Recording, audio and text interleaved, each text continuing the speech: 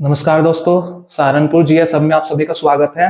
जैसे कि मैंने बताया था कि सिंध विजय से संबंधित आज की जो हमारी ये वीडियो है, छोटी सी वीडियो होगी। सिंध विजय से संबंधित मैंने लिखा, इसमें सिंध आक्रमण से संबंधित पुस्तकें। तो हम देखते हैं कि हमने जो सिंध विजय पढ़ी है कि मोहम्मद बिन कासिम ने सिंध को जीता, दाहिर वहां का राजा था, कैसे कैसे सारा आक्रमण हुआ।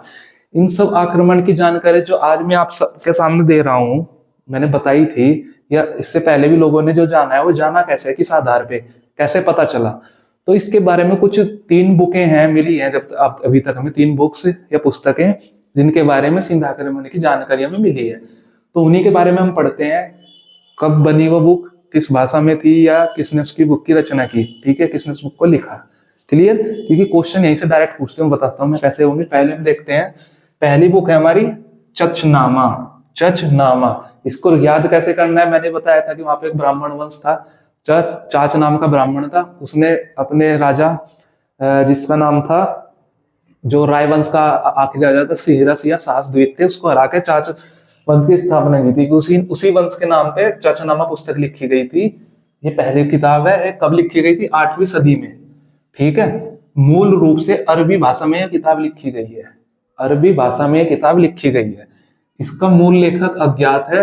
अज्ञात मतलब अननोन, पता नहीं है कि जो सबसे पहले बुक लिखी थी, मूल मतलब ओरिजिनल, पता ही नहीं है कौन है। ओरिजिनल बुक जिसने लिखी थी अरबी भाषा में, पता नहीं है कि किसने लिखी थी अभी तक।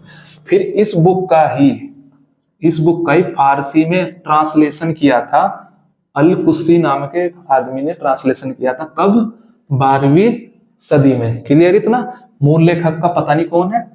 अरबी भाषा में लिखी गई थी। मूल ओरिजिनल बुक जो है अरबी भाषा में लिखी थी। ओरिजिनल इसका ऑथर या लेखक नहीं पता है। इसका फिर फारसी ट्रांसलेशन किया था अल कुस्सी ने 12वीं सदी में। पहली किताब ये है, ठीक है।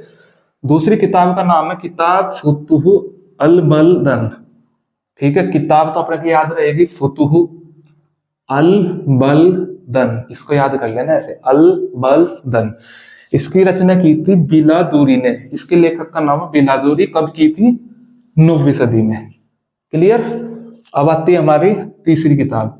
इसका नाम है तारीख सिंध, ठीक है। अभी ये भी बताऊंगा क्या है, पहले हम एक करके नाम लिख लेते हैं। तारीख सिंध, तारीख का मतलब होता है डेट, सिंध मतलब वही सिंध का एरिया। इसकी रचना मीर मासूम ने की थी। मीर मासूम इसके लेखक का नाम है। कब की थी? 16वीं सदी में। एक बार और इनके नाम देख लेते हैं, यहीं पे याद रहेगा। चचनामा, चच का पता ही आपको कैसे याद होगा कि चाच वंश था जिसने सिंधु और सिंध विजय पढ़ी है, उसको अच्छे से पता है। 8वीं सदी में, 7वीं सदी में उसने जीता था मोहम्मद बिन कासिम ने, नहीं 8वीं सदी में जीता था 712 में। तभी की लिखी हुई बुक है 8वीं सदी में। मूल रूप से ये अरबी भाषा, मतलब ओरिजिनल जो इसकी लैंग्वेज थी वो अरबी थी, अरेबियन। इसका जो ओरिजिनल ऑथर या ओरिजिनल लेखक है वो पता नहीं है, अननोन है। फिर इसी बुक को फारसी में ट्रांसलेट किया था अल कुस्सी ने 12वीं सदी में, ठीक है। क्लियर? एक किताब फुतु अल बलदन, इसकी रचना बिलादूरी ने की थी। बिलादूरी इसके राइटर का नाम है, 9वीं सदी में, ठीक है। क्लियर? यहाँ पे फिर लास्ट किताब है तारीख ए सिंध। तारीख का मतलब डेट, सिंध, ठीक है। मीर मासूम ने, मासूम सा ऐसे याद कर लेना, तो मीर मासूम था बहुत, उसने रचना की थी 16वीं सदी में। अब इसको या कैसे याद करोगे? मीर मासूम इसने 12वीं सदी में ज्ञात, इसने तो 12वीं सदी में लिख दी, ठीक है। इसने 8वीं सदी में मूल, 12वीं सदी में इसने 9वीं में। ये सबसे लास्ट कौन लिख रहा है? 16वीं सदी में, बहुत बाद। ये मासूम था बेचारा, पीछे रह गया था लिखने में, मतलब सच में मासूम नहीं था। याद करने का तरीका है, क्योंकि इसने सबसे लास्ट में लिखी थी, मासूम था, लेट हो गया था। इसका नाम मीर मासूम। अब एक ये देख लेते हैं, चचनामा, ठीक है। 8वीं सदी में जब चचनामा मूल लेखक ये सारा हो चुका, इसी बुक का एक अलग नाम है फतेहनामा सिंध।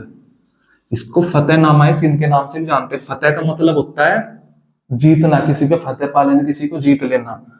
फतेहनामा मतलब नामा सिंध, सिंध वो जगह, फतेह मतलब सिंध के नाम पर विजय, ठीक है। इसका ये नाम है, इसको इस नाम से भी जानते हैं, किसको?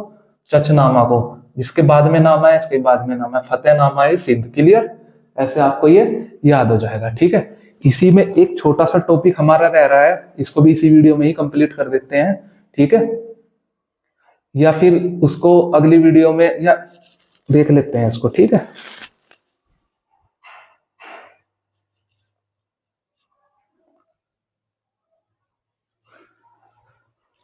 तो ठीक है, ये हमारी इसके बारे में 3 बुक हैं इनमें क्वेश्चन कैसे आ सकता है, लिखा सकता है कि निम्नलिखित में से कौन सी बुक या किताब सिंध विजय के बारे में है, ठीक है।